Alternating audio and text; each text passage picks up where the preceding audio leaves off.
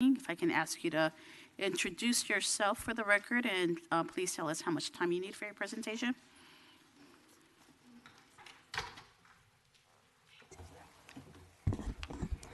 Good afternoon, Paul Godwin, Development Services. 5 minutes, please.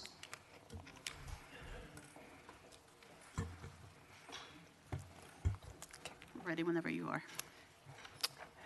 Good afternoon. This is again, Paul Godwin with Development Services, and this is the Morena Apartment Homes Project. The 5.73 acre site is located at 1579 to 1645 Morena Boulevard within the Claremont Mesa Community Plan. The site is zoned to RS17, which allows single-family development, and CC42, which allows commercial development. The project proposes the removal of an existing recreational vehicle park and construction of 150 market-rate multifamily condominium units. The project requires approval of a vesting tentative map, site development permit, plan development permit, rezone, and amendments to the municipal code, local coastal program, general plan, and community plan. The site is located in a developed urban neighborhood on the east side of Morena Boulevard, also east of Interstate 5 and north of Tecolote Road. Surrounding development includes a gas station to the south, a mix of commercial retail uses to the north, commercial uses at the corner of Frankfurt and Morena, single-family development to the northeast and southeast, and Mission Bay to the west. The site consists of 2 parcels, a 4.4 acre southern parcel with the 90-unit Coastal Villa RV Park, and the 1.3 acre northern parcel, which is primarily used for storage. There are also 6 residential units on site that were built between 1939 and 1960, and the site is not a designated historic structure. The Midcoast Trolley Corridor project is currently under construction, with a new trolley stop to be constructed at Tecolote Road, approximately 1,700 feet south of the site, with service to begin in 2021 approximately. This is a view looking down at the site from Tonopah Avenue, west towards Interstate 5. This is a view of the on-site cut slope located below Tonopah Avenue on the eastern edge of the site. This is the existing storage lot on the north side of the site with the residential structures in yellow. This is looking north down Morena Boulevard with the project site on the right. And this is a view looking northeast down Frankfurt Street with the project site on the left. The project would demolish the existing improvements and construct 150 units in 9 3-story structures with 75 one-bedroom and 75 two-bedroom units. 267 parking spaces would be provided, and there are 2 driveways which are indicated in red. A single-story clubhouse with common area and pool would be provided as shown in yellow adjacent to Morena. Public improvements would include additional right-of-way dedications and replacement of sidewalk, curb, gutter, half with improvements on Morena, including the addition of a bike lane. The project is also conditioned to provide a new concrete bus pad adjacent to the site. Architectural features include plastered walls, archways, wood trellises, and recessed windows in a contemporary style. Maximum building height would be 30 feet in compliance with the height limit. This is a rendering of the project as viewed from Morena Boulevard and Frankfurt Street. And this is a rendering of the site as viewed from Frankfurt Street. The general plan amendment is required to change the land use from commercial as shown in orange and residential as shown in blue to entirely residential. A community plan amendment is required to change the land use designations of low density residential as shown in yellow, general commercial as shown in red, mobile home park as shown in brown to entirely medium density residential. This would allow a maximum of 186 units consistent with the project. The zoning would change from commercial as shown in pink and residential as shown in green to entirely RM25, which would allow up to 180 units. The applicant has requested deviations from the setback, retaining wall height, and storage area requirements. These deviations are supported by staff due to the physical characteristics and constraints of the site. The applicant is requesting to remove the mobile home park overlay designation from the site. The local coastal program amendment is required even though the site is outside of the coastal zone because the map that contains the mobile home sites does contain sites within the coastal zone. There is a history of legal action as related to the applicability of mobile home regulations on this site, all of which have concluded that the site is not considered a mobile home park because of the size and class of vehicles and the short-term tenancy requirements. In March 2006, the city attorney determined the vehicles on site do not meet the definition of a mobile home, nor is the site considered a mobile home park, and there has been no change in the class of vehicles. Although not required under the California Environmental Quality Act, the applicant elected to prepare an environmental impact report for the proposed project, which determined there would be no significant impacts with the implementation of a mitigation monitoring and reporting program. On June 19, 2018, the Claremont Community Planning Group voted 11 to 1 to 1 to recommend approval of the project with design recommendations that were incorporated by the applicant. On October 4, 2018, the Planning Commission voted 6 to 0 to recommend approval of the project with landscape modifications. The approval motion also included a statement that although the Commission considers this a good project, the site density was not appropriately maximized to take advantage of the future trolley line extension and allow for on-site affordable housing due to the existing 30-foot height limit. Staff recommends that the council approve the project as conditioned and proposed, and staff and the applicant are here to answer any questions. Thank you. Thank you. We will now proceed with public testimony. Clerk, please proceed. Yes, and due to the number of public speakers, folks will have 2 minutes apiece, so you can start preparing now. I will start with our opposition speakers. Martha Welch is our first speaker. Ms. Welch, you'll have 2 minutes. You'll be followed by Sandy Euclid. Sandy, if you could find yourself in the front row, that would be great. It will help facilitate the testimony, and then we'll turn to the in favor speakers, beginning with an organized presentation that Ed McCoy will be presenting. Ms. Welch, you'll have 2 minutes. First of all, I'm from a family that likes to mobile homes and trailers, and then we stayed there one time. And I don't like this because there's no mention how much they spend, how much to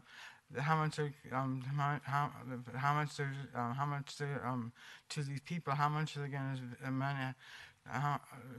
Nothing about how much is going to be to the people who own the property. How do you know that the people don't sell or something like that? You know, they're not here about how they want to sell or not. You always don't have the owners there saying with the property and nothing about how much to them. You don't tell about it. You don't tell. Are you stealing the land or something? Because you don't tell how much the property is worth to them. You don't talk about that. So how much to them, the people who own the property, you don't talk about that. So I don't think it's right to take this away, because where people of RVs and stuff, where are they going to go now? Camper is gone. You're attacking that one. If a family wants to travel with a trailer or something like that, that's where they stay. We came here a long time and we stayed there. I know about this. So I don't see any money to these people. So I don't wonder what's going on here with this property. Sandy Euclid, please come forward. You'll have 2 minutes, ma'am. Then we'll turn to the in favor speakers, beginning with Ed McCoy, followed by Marcella Escobar-Eck, followed by James Lamattery. My name is correctly pronounced Sandy Euclid, and I am a resident of Coastal Trailer Villa RV Park. I'd like to start with, what is the City Council's definition of affordable housing?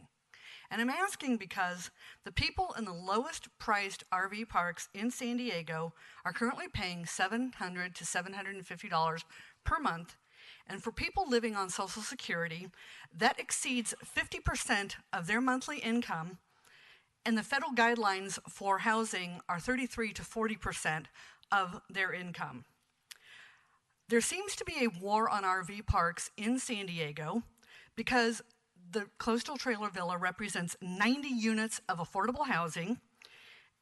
Camp Land by the Bay is slated to close within 3 years. De Anza Cove closed 4 to 5 years ago.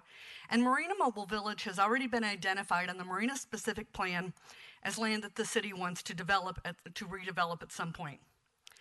Many people cannot go to Santa Fe RV Park because it has a rule saying that your RV cannot be more than 15 years old, which eliminates most, if not all, of these senior citizens, disabled, and low-income people affected by the closing of the RV parks. I could go on, but I am running out of time. I had this prepared for 3 minutes. I'm going to say that because of the hardship that is placed on the current residents of Coastal Trailer Villa, I recommend that approval of this project should be contingent upon Fairfield Development paying residents relocation fees equal to 7 years of rent for a home comparable in space square footage, so that they don't have to move every 6 months.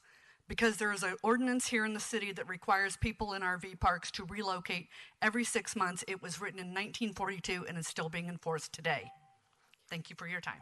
Thank you. We'll turn to in favor speakers. Ed McCoy has an organized presentation. He'll be followed by Marcel Escobar-Eck. Before you begin, sir, let me confirm folks are here that are ceding you time. Brendan Hayes, please raise your hand. Thank you. Sean Finch, Carlos Rodriguez, Marina Wurst, Rob Strezzo, Jennifer Campos, Chris Mandrera, Rachel Lang, Jeannie Kim, and Tabitha Harcom. Thank you. You'll have 15 minutes, sir. Would you like me? You're the sole presenter, so I'll put the time on the clock. Thank you. Good afternoon, Council President Gomez, members of the council. I'm Ed McCoy. I'm a Senior Vice President with Fairfield. Fairfield is a San Diego-based, nationally recognized leader in multifamily housing. So it's good to actually do a project in the city of San Diego. We are, like I said, we work nationally, so having an opportunity in San Diego is very important to us. We are a full-service development company. We do everything in-house from acquisitions, development, construction, and property management. So we'll be the people managing this property as well after it's constructed. We're excited about the opportunity. I want to thank staff for getting us here.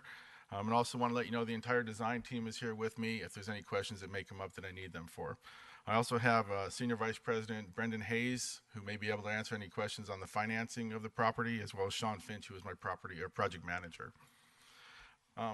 Go ahead, next slide. I'd like to start by placing the project in context with the region. As you can see, it's located between two future trolley stops, one at Tecolote, one up at Claremont Mesa. This is the Mid-Coast Trolley Extension and is providing an opportunity in this location to increase the density to allow for additional housing along this important transit corridor. Go ahead.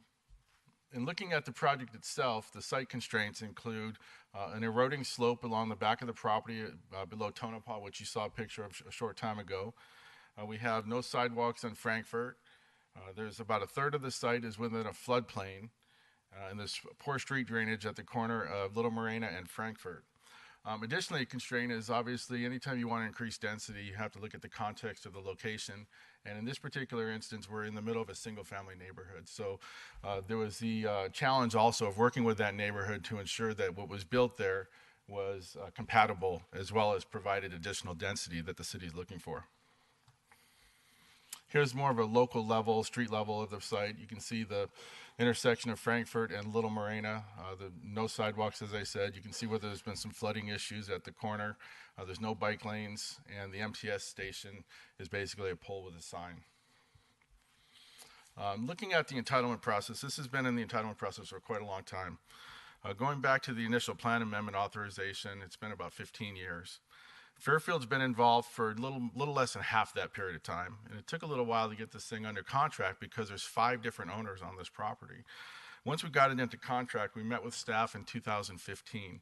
At that time, they were doing the Morena Boulevard corridor specific plan, and that was in response to some things that happened on Morena Boulevard and some neighborhood opposition to what was happening. So staff alerted us that they would not accept any applications or any formal applications on this property until the specific plan was done.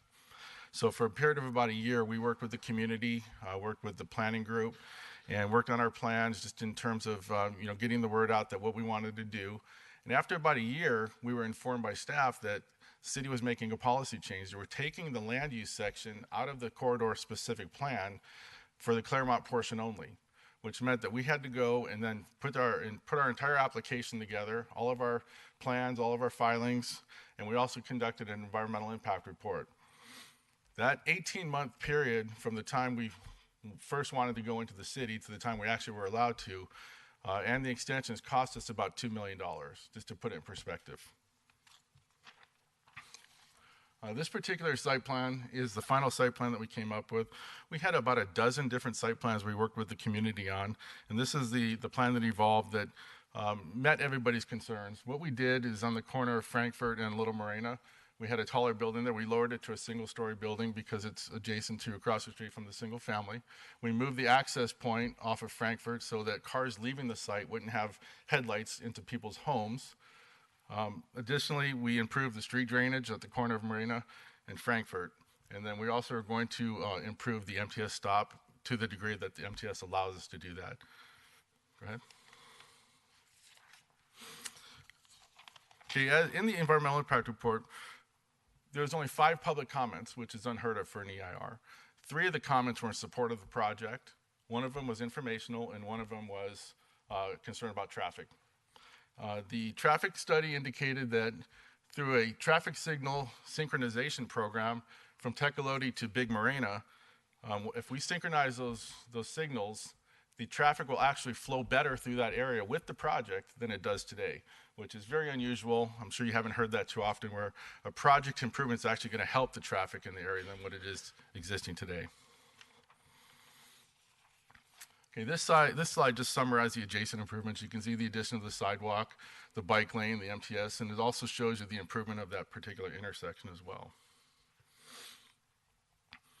Okay, as I said, we went through a number of different committees: the Claremont Mesa Land Use Subcommittee, the Claremont Mesa Planning Group, the Morena Boulevard Corridor Specific Plan. Overall, we had over 40 public meetings on this project, excuse me. We also had coffees, and we met with folks in their homes, and I don't think anybody in the neighborhood or anybody in the community can say they don't know about this project. Here are a few quotes from some of the committees and groups that we had to go to for approval, and everybody that we met with was appreciative of our efforts to reach out and to work with them on an acceptable project. The San Diego Planning Commission conducted a hearing in October and unanimously approved the project. They did it, as staff mentioned, express some concerns that it really didn't give them everything they wanted along a true transit corridor, and excuse me, and they approved it, but said that it probably wouldn't approve any more projects like this. They recognized the fact that we got caught up into a timing issue and allowed the project to go forward. However, after that, we had to close on the property. Once you close on the property, it really does dictate how much you can spend going forward and any further changes. So our hands were kind of tied. However, we took it to heart what they said. We went back and we looked at what we can do and offer to the city to respond to those issues while still making the project work. To that end, we're prepared today to make a few adjustments to the project in response to the Planning Commission concerns, as well as some concerns we've heard at this City Council in public meetings as well as in discussions. First of all, we'd like to offer 4 affordable units at 65% AMI. That offer is contingent upon having a prorated reduction in the affordable housing fee. Secondly, we are offering a reduction in parking. One of the issues was that we were overparked along a transit corridor. We believe we can remove 14 spaces and replace them with bicycle parking. We're going to offer a 30-day transit pass on the initial lease up to tenants to get them used to using the trolley station, since we'll be open about the same time. We're going to add solar panels to the carports to provide for enough energy to support all the house energy needs, which includes this on-site lighting, the leasing office, the amenities areas. We're going to unbundle the parking. As you know, that means that the price for the parking will be separate from the price from the individual apartment, so it does reduce the need for people paying for something they may not use. And finally, we're going to enhance the MTS bus stop to the degree that they allow us to. Okay, as this site is along the transit corridor, we're providing on-site TDM measures as well, including a co-work location on-site where people can come in and use our facilities, our Wi-Fi, our printers, and work directly from the property. We have a nice fitness center so people can work out. They don't need to get in their cars and drive to a 24-hour fitness in the neighborhood. We're also providing the 30-day transit pass I mentioned. EV charging stations. Within the garages, we have 15 direct access garages. We can't unbundle those, but we are going to provide additional charging within those garages at 220 to allow anybody with a electric vehicle to charge it right in their garage rather than having to pull it out and go use an on-site charging station. And then finally, the Living Green. Fairfield institutes a Living Green program with our property management group where we help residents understand how to be sustainable in terms of cleaning products, waste recycling, and those types of things. So we have all that information available for all of the residents. So beyond that, I also wanted to call out how much this property is going to be contributing to the city as a whole. Overall, the project's going to pay about $42,600 per unit in fees. Now, all of that's not just impact fees, but there includes plan check fees and whatnot. In terms of impact fees, it's about $4 million, which includes the affordable housing fee, the school fees, Quimby fees. I will say that we're paying Quimby fees on this because we're doing a map, a condo map over it, and that requires us to pay Quimby fees. If we weren't doing a map and didn't have a condo map, it would be a little bit less. And then finally, the tax basis for this property, based on the new development, will go up about tenfold, which is another benefit to the entire community. Okay, as a result of everything that we've done, we believe that we've checked all the boxes. We believe that we've made a very diligent and good faith effort while still maintaining the spirit of our agreement with the community, because the community was very involved with this, and they were basically one of our closest allies and a very strong stakeholder. So with that, I'd ask you to support the community's support of the project, the Planning Commission's support, and I respectfully ask you to approve the project. Thank you. Thank you. Our next speaker is Marcela Escobar-Eck. Marcela has time seated by Jeanette Temple. I see Jeanette in the front row. You'll have 4 minutes, Ms. Escobar-Eck, and they'll be followed by James Lamattery and followed by Joyce Senyata. Good afternoon, Council President Gomez, Council President Pro Tem Bree, and congratulations, Council Members Campbell, Montgomery, and Morena on your recent appointment. My name is Marcela Escobar-Eck, and I'm here in support of the project. One of the things, as you heard from Mr. McCoy, this has been a tough site, and it's been a tough process. 15 years is nothing to sneeze at on a project that's been going through a very difficult process. And one of the things that we did take to heart, as Mr. McCoy mentioned, were some of the concerns that were raised by the Planning Commission. So we went back and tried to retool what the project could do. Unfortunately, one of the things that's come to light is we understand that the City Attorney's Office has an opinion that the fee cannot be prorated because 142.1304 does not explicitly state that it can be prorated. If that's the case, then we respectfully request that we go back to staff's recommendation to pay the in lieu fee. This project, simply because of the time and the costs that have already been incurred on this project, cannot sustain the 10% on site, and it can't sustain paying the fee and providing the affordable housing also. So with that, I respectfully request that you support the project today. Based on what you will hear from the City Attorney's Office, we hope that you will then either prorate the fee if it's allowed, or allow us to go back to the in lieu fee if that's not going to be allowed. And again, if this were a different time and a different place, we clearly would be here with a different project, but the policies have shifted on this project along the way, and they should, as stated by the Planning Commission, hopefully they will not be penalized for a shift in policies along the way. Thank you very much for your time. Thank you. Our next speaker is James Lamattery. James, you'll have 2 minutes. You'll be followed by Joyce Senyata. Thank you. Yes, congratulations to our new members. My name is James Lamattery, and I'm the spokesperson for Raise the Balloon, a community organization that formed in 2014. Our initial goal was to engage the community in the planning process, and we've been actively involved with the Morena-specific plan. One of the things that Fairfield did early on was to work directly with the community and with our group. Our group is actually outside of the formalized community planning group. We're in favor of their project. One reason is that they stayed within the existing community plan and made it work. They spent over the 3 years working with the community and listening to the concerns and listening to things like parking, which I saw something interesting today, that you might be fighting for parking for some projects.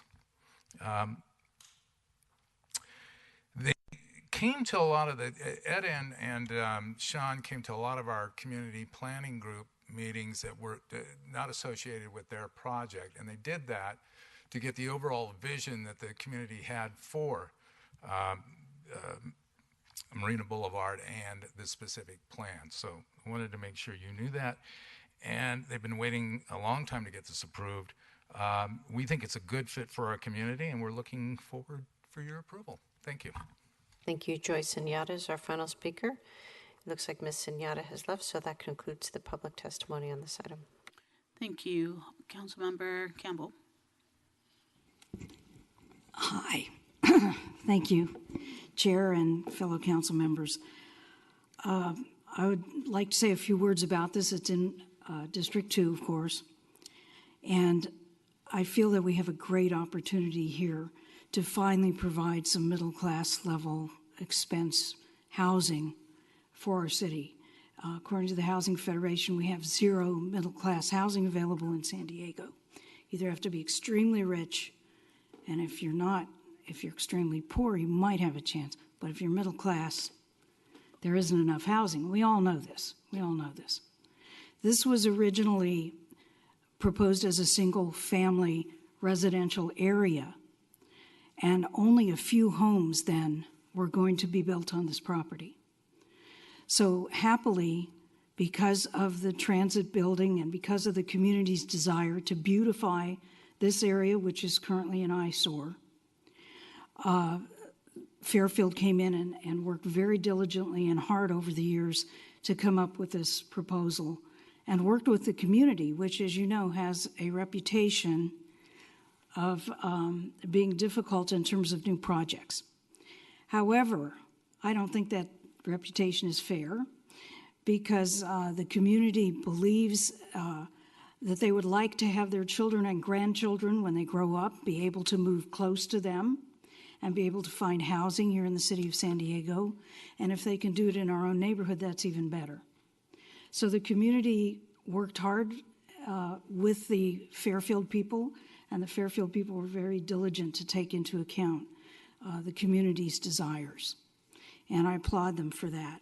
And they're going to continue on as the management company, and I think that's important as well, because their hearts are in the right place. So the constituents in my community are in support of this much-needed development. And as you can see from the photos of the site as it is currently, it is an eyesore. Hardly anyone lives there anymore. It's down to 6 residents in the entire 6 acres. The new development will bring 150 middle-class apartments to our neighborhood. And as a supporter of affordable housing, I look forward to working together so that we can pass legislation to change the in lieu of fees, and also pass legislation to require new developments in the future will include affordable housing units. Now, these are things that we have to do in the near future. Meanwhile, I have a question for the city attorney. The developers offered to make 4 of the units affordable. It would be 2 2-bedrooms, 2 1-bedrooms. They would be the same size, the same units as the other units. And I'm asking the city attorney, is it possible that they could prorate their in lieu of fee, instead of paying in lieu of fee for 15 units, which would be 10%, to 11 units, so that they can provide the 4 affordable units, and at least we'll get a start on what we want to do in the future in terms of mixing the economic ladder of people able to live in these units. Deputy City Attorney Corinne Newfer can answer that. Yes, thank you for that question.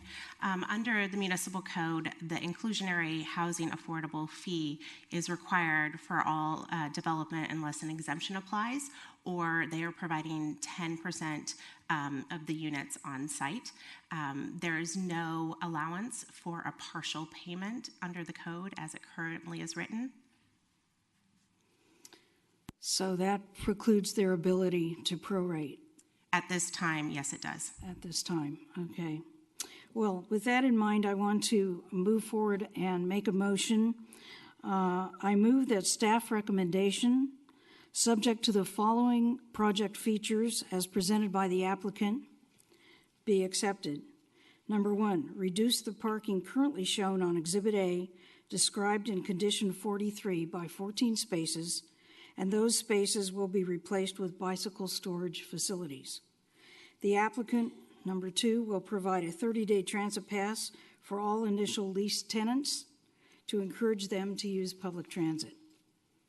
The applicant will add solar panels on the proposed carports to provide power for the common area lighting and amenities and the lighting throughout the project that is communal. The parking will be unbundled except for the direct access garage units. The applicant will work with MTS to provide a shelter at the MTS bus pad referenced in condition number 49 of the permit. The applicant will provide an on-site co-work lounge for the residents and will provide an on-site bicycle repair area for the residents. So my recommendation is that we support the staff recommendation, that we approve this plan, that we celebrate it as the first plan of the new year that'll bring some middle-class housing to San Diego. It's a start, and we can move forward from here. I thank you very much. Thank you. Councilmember Bray? Yes, Councilmember Campbell, I will second your motion. I'm a big believer that you can't change the rules in the middle of the game on someone, and Fairfield and the community worked in good faith on this project with the rules that were in place, and so I am happy to second the motion today. Thank you for that.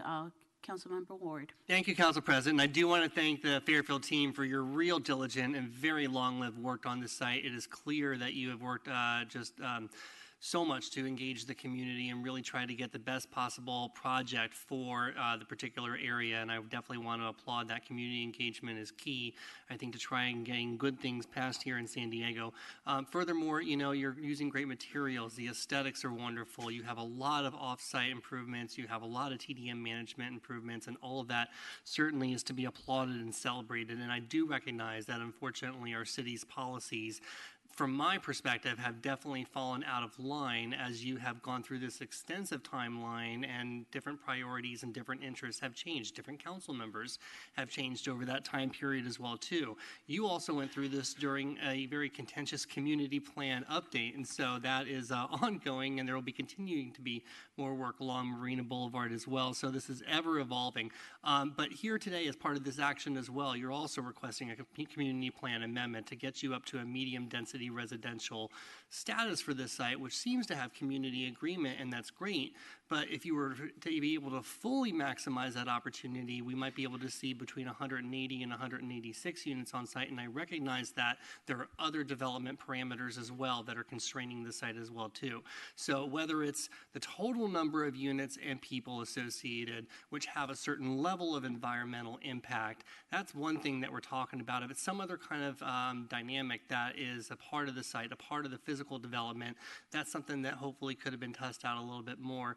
My point is that I feel like we're not actually able to get something that has become my value that I have been consistent on, and while it's not necessarily why it might be, for some perspectives, changing the rules of the game from the long-lived process that you've been on, for me, it's actually being consistent with the value that I hold very important. That is, we have to make sure that people coming up to City Council for these kinds of rezones and community plan amendments understand that my values are in line with at least a 10% affordable on-site opportunity. And I know that all that you've invested, you're already sunk into this project, leaves you possibly in an economic place where that just may not be possible anymore.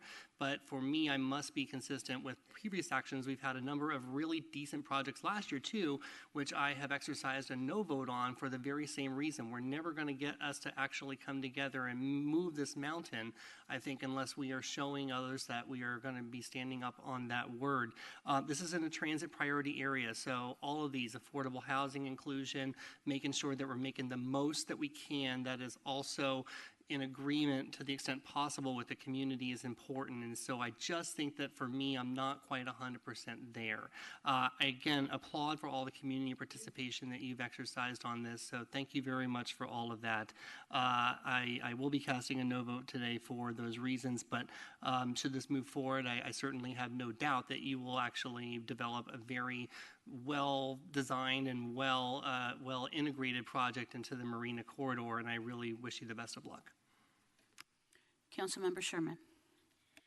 Thank you. And first, I need to preface my comments by saying thank you to Fairfield and all you've done to get this project across the finish line. With that being said, the way it's been cut down and restricted and all these things put on top of you, I don't like it. I'm going to vote for it. But to think that there's 6.12 acres right next to a trolley stop and we're only getting 150 units out of it, that's not going to help our housing problem at all. It's just going to exacerbate it. The more money we keep putting on the developers keeps costing, makes the price of the product go up, and that's why we don't have middle-class housing. I mean, the amount of time, the amount of fees, The amount of money you've spent trying to appease everybody that needs to be appeased is driving the price up. It's right next to a trolley stop. And I know you did a bunch of things that the Planning Commission said that you needed to do and hoped that you would do. But the Planning Commission also said that you are here after overcoming an outmoded height limit and a strong neighborhood pressure to reduce density. Well, eventually this council is going to need to stand up and say, you know what? Density is going to need to happen, especially in transit priority areas, and it's going to need to happen in every single district in the city. In Grantville, which is in my district, we carved out Grantville from the Mission Valley Community Plan to make it so, because it's right next to a trolley stop. And we made it so we can have serious density to provide affordable, market rate affordable, and affordable housing that is subsidized affordable.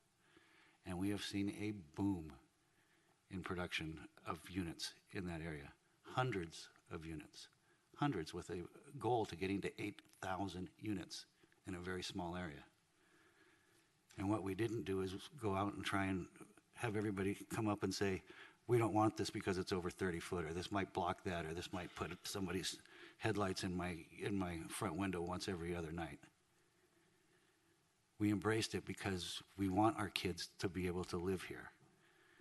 And the more we keep shying away from density and putting opposition to everything under the sun that comes before us and adding prices to what you all produce, because at the end of the day, you're not going to sit there and say, I'm going to eat the $2 million in fees.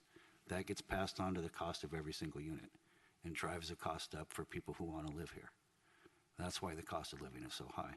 I'm going to support it, understand why you did what you did, but this council really needs to seriously look at height limits and those types of things around transit priority areas and transit corridors, because we're not doing enough. And I will cast a yes vote, but it's a reluctant yes vote, sir. Councilmember Moreno. So I'd like to echo some of the sentiment from my esteemed colleague. We are looking for more density. I am looking for more density all over the city of San Diego. So regarding the municipal code section that we've discussed, I respectfully disagree with the interpretation by the city attorney. I want to support Councilmember Campbell's motion and moving this project forward. However, I'd like to request a written opinion from the city attorney on this matter so we can have more clarity moving forward at LUNH. So I will be supportive. Thank you. Councilmember Montgomery.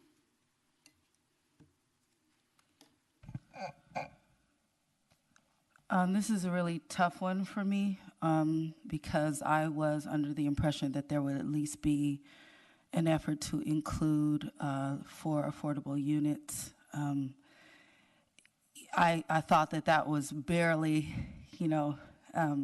making it for me. But now that unless we decide to do something different with regard to what the city attorney has told us, there will be no affordable units included in this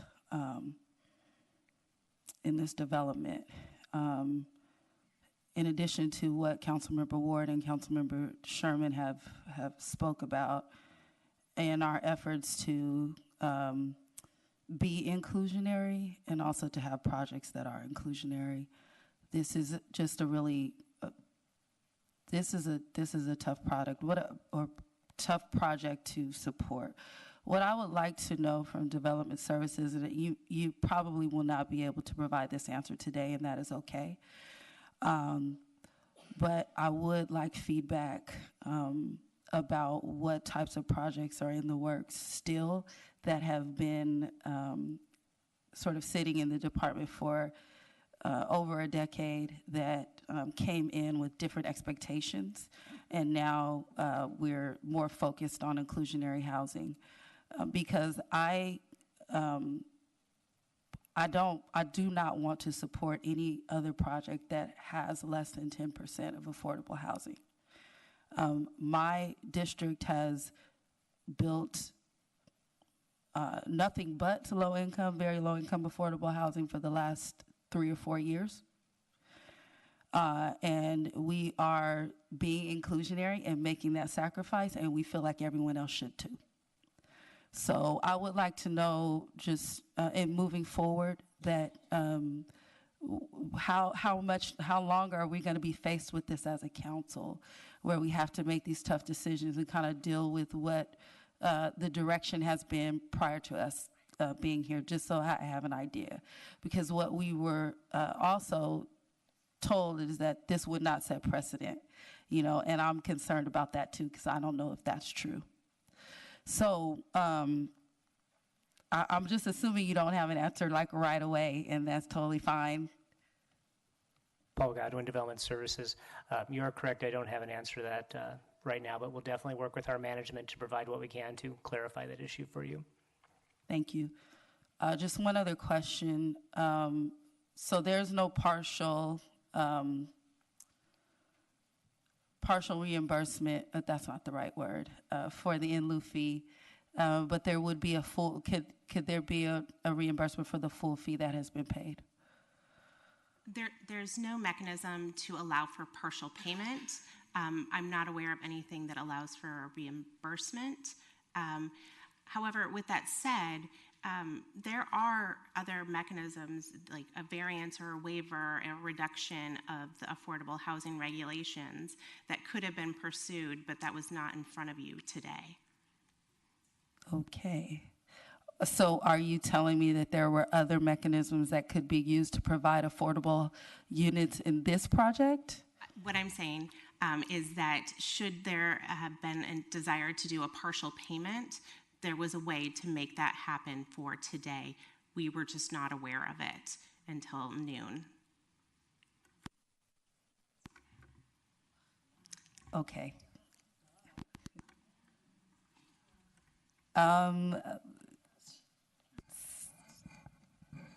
So, okay, well, let me say this. I would like to explore that. I don't know exactly what that means for everyone that is here. But in light of that information, I'm not going to be able to support this going forward today because I thought that there would be units included. And then if I'm hearing there's another way that might still be able to happen, then I'm not going to support this moving forward. Okay. Thank you all for your comments and input on this project. I'm going to start with I'm not going to be supporting this project, and it's not so much because I appreciate the extensive community input, but just like some of my colleagues have stated, we have an opportunity to maximize, densify this area in a way that this project is not doing, and I understand the why. I think the community was pretty expressive of that opposition, but I think as people that have been elected, I think we have the responsibility to also set a different tone. And I think there's a lot of commitment from the dais related to addressing the housing crisis. And if this is the path that we're going to be taking and not maximizing transit-oriented areas in which this location is such, we are never going to get there. So because of those reasons, I'm not supportive of this.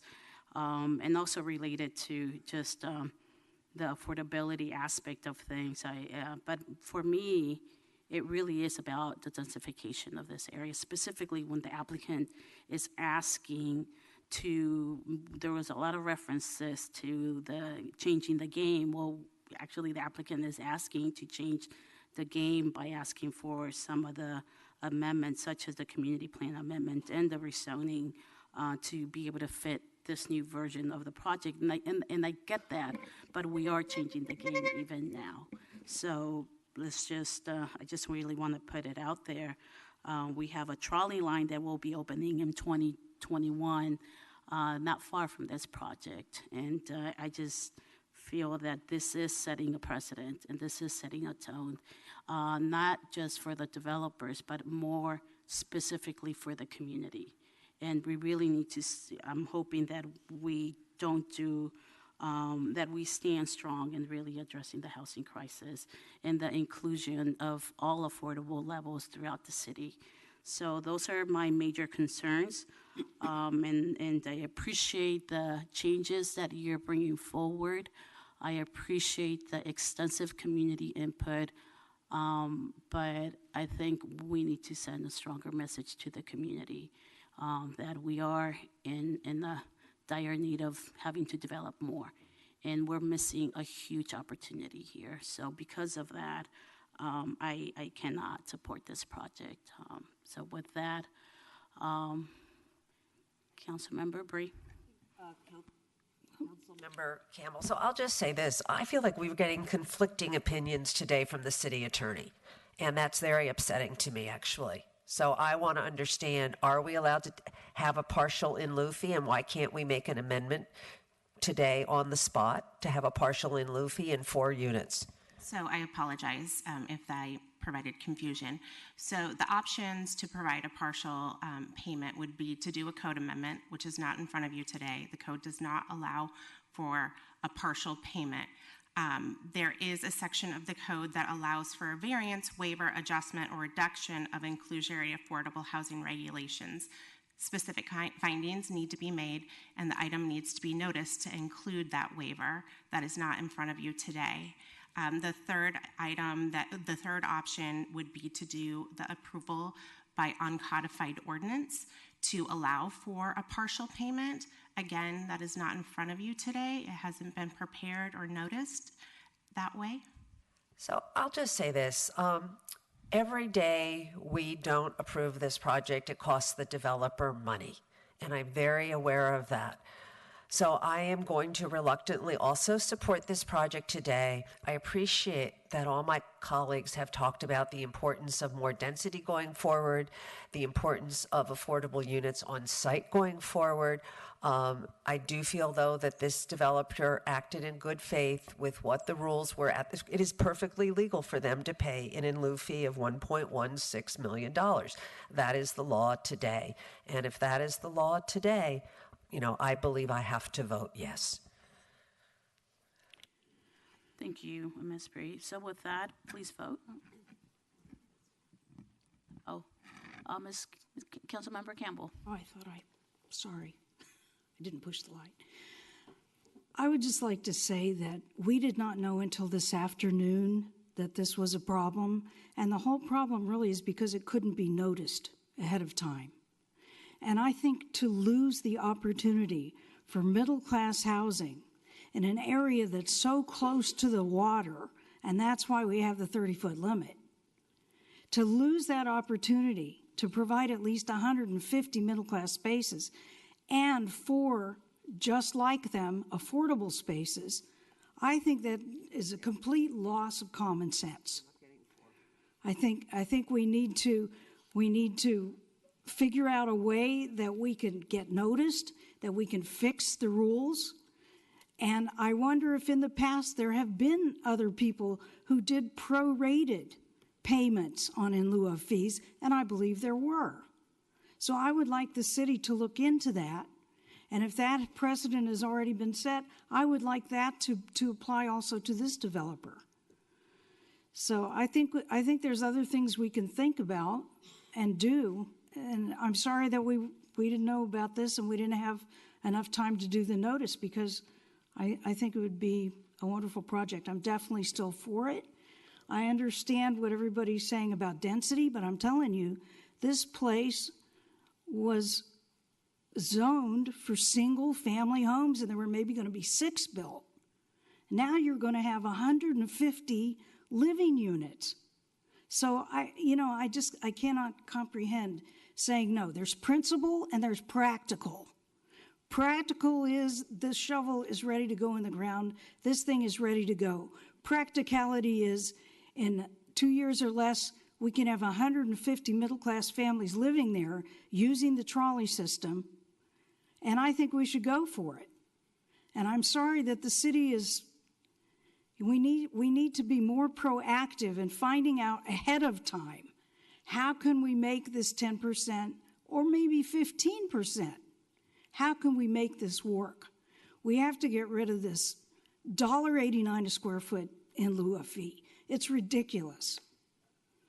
So that's all I have to say is let's support this and let's get it done. Let's start building. Councilmember Moreno. So I appreciate the interpretation by the city attorney, but, and thank you for that. But what would we have to do today to move forward with the 4 low-income housing units? You would either need to return it to staff to have it come back with that waiver or that reduction in the fee with the ability to make those findings, or to have the approvals come by uncodified ordinance in order to allow for the partial payment. So what if we disagree with your interpretation and we want to move this forward today? What is your recommendation? I'm asking. I mean, you know. My recommendation. I could ask that question. I mean, you're here to give us legal advice, right? My recommendation is that the code does allow for the in lieu fee payment to be made, and that would allow them to comply with inclusionary affordable housing regulations. I would also add, we are more than happy to work with everyone ahead of time. Unfortunately, what was noticed today is what's in front of you. We have told you, based on the wording of the code, that what was proposed is not allowable. As you pointed out, we advise. It's up to you whether to accept our recommendation or not. But you could still counsel us if we want to move forward against your recommendation. Or you wouldn't counsel us if we decided to move forward? We would always provide you legal advice. Okay. We give you advice, and then sometimes we defend. So that's my question. That's my question. Yes. Should Councilmember Campbell want to move forward, and should I want to second it? What would have to happen? You would need to modify your motion. Okay, and what would you recommend the motion to be? I apparently what was proposed by the applicant. Thank you. So we currently do have a motion on the floor and that has been seconded. So we need to vote on that motion, or the maker of the motion is able to amend the motion. But we need to vote right now. Can I give Marcella my 18 seconds? Sure. With all due respect, council members, while I appreciate that this is a tough decision today, we also don't necessarily want to be legal guinea pigs right now. And we feel that the ordinance being silent was permissive. There are projects that have been allowed to prorate them without having had an uncodified ordinance.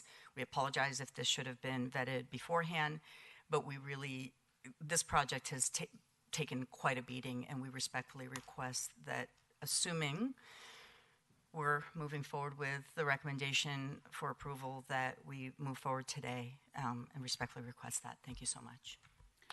Thank you. So we do have a motion on the floor to move forward with the project as presented by staff. It's been seconded, so please vote. Clerk, please call the roll. And that passes 6-3 with Council President Gomez, Councilmember Ward, and Councilmember Montgomery voting no. Thank you. We do not have any city attorney report from closed session, and we don't have any requests for adjournments in memory. We will now adjourn council to the next regularly scheduled council meeting on Monday, January 14th, 2019 at 2 p.m. This meeting is adjourned.